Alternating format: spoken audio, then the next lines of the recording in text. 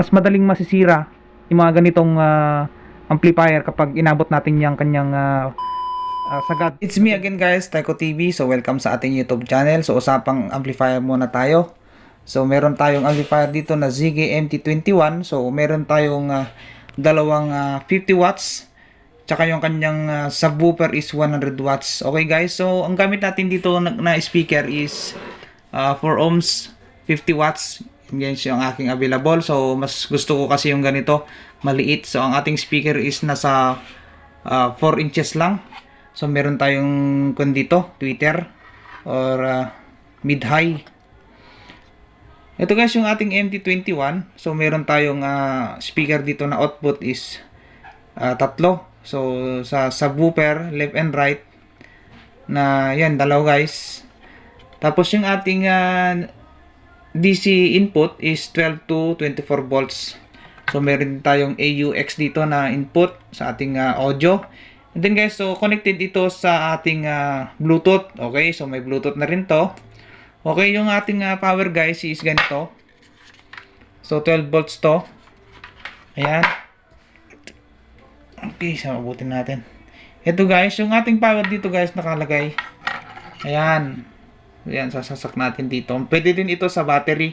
Okay, so pag bibili ka ng ganitong MT21 amplifier, meron din itong kasama na yung pang-input sa battery. Ayan, ganito. Ayan, putol yan, ganyan. Tapos i-connect mo na lang ito sa battery. So, ingat na lang sa pag-connect ng negative tsaka positive.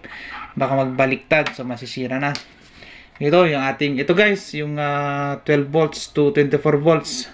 Sabi ko nga, kahit hindi na natin abutin yung 24 volts, mas safe yung ating amplifier. So mamaya ipapaliwanag natin sa ating video bakit na mas safe kapag hindi natin abutin yung pinakasagad na voltahe. Okay, so dito tayo guys sa ating mga selector or ating mga inikot-ikot sa ating amplifier, sa ating subwoofer frequency. Okay guys, yung frequency ito yung pinaka kontrolado kung anong gusto mong lakas. For example, yung kabog ng dibdib kapag tumutunog yung ating subwoofer. Tapos yung ating volume subwoofer. Okay? Sa ating left and right channel, yung ating treble tsaka bass. Okay? So ating yung main volume. Tapos yung ating switch. Ito guys. Ito na yung mismong switch niya. Ayan, tumutunog. Pag ikot mo yan, on. So, nasa loob na ng ating volume control yung kanyang switch. Okay, so yung ating mga ZK MT21 tsaka itong speaker is available sa ating description or i-click mo ating video. So, makikita yung mga product yan. Pwede ka na mag-order sa Lazada or Shopee. Okay, ito nasa 400 to 500 pesos tsaka 300 plus itong speaker 4 inches na 4 ohms tsaka 50 watts. Ito guys, yung ating extra lang yan guys. So nakuha ko lang yan, parang kinahoy ko lang sa sirang speaker. Tapos ito, galing naman sa, hindi ko alam kung basta nasa 12 volts yung kanyang output. Or yung gamit na lang kayo ng power ng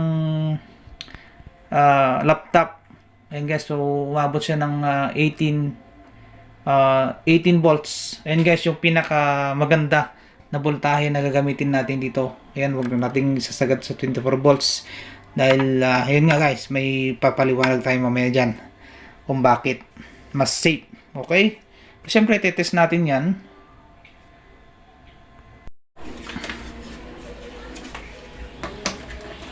Yan. Okay? Ito pala guys, yung on tsaka off niya, iikot mo lang yan. Tutunog to. Yan. Tapos dito makikita yung kanyang power, LED power. Okay, tapos siyempre kukonek natin yan sa ating Bluetooth.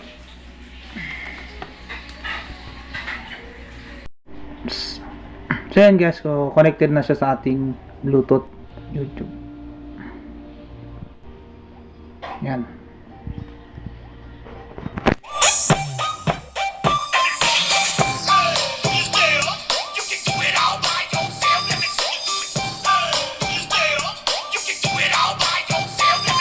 Yan guys, so i-disconnect ko muna yung isang speaker para marinig natin yung tunog ng bass.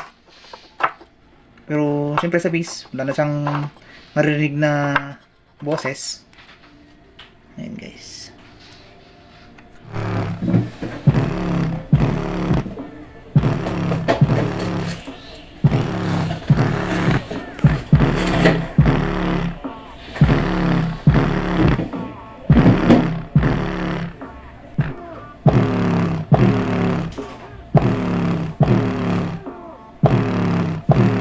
Okay guys, so ganyan yung kanyang output sa ating bass.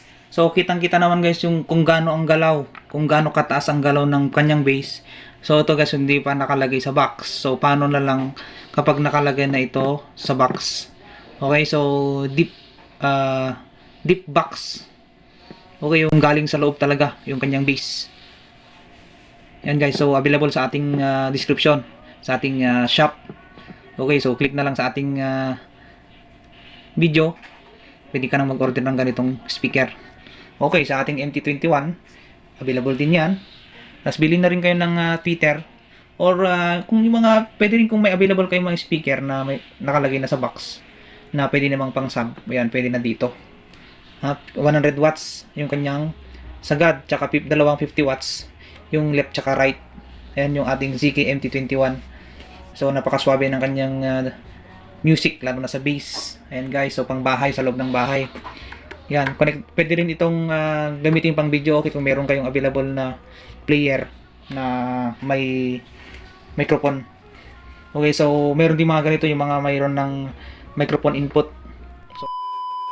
So ayan guys, so meron din akong tips dito pero hindi naman ako, sabi ko hindi ako professional sa mga ganito. So sa aking experience, okay, so lalo na dito sa voltage, yung kanyang 12 to 24 volts ang kanyang supply na DC. Ayun guys, so ang masasabi ko lang guys, wag nyo nang aabutin yung 24 volts, okay?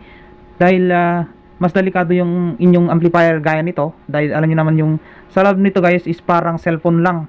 So maliliit yung kanyang mga pyesa. Ayan guys, maliit, parang cellphone talaga. Tapos double layer yung kanyang plate.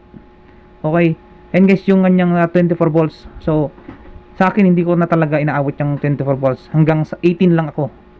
Okay, 12 to 18 volts ang aking supply. So, yan guys.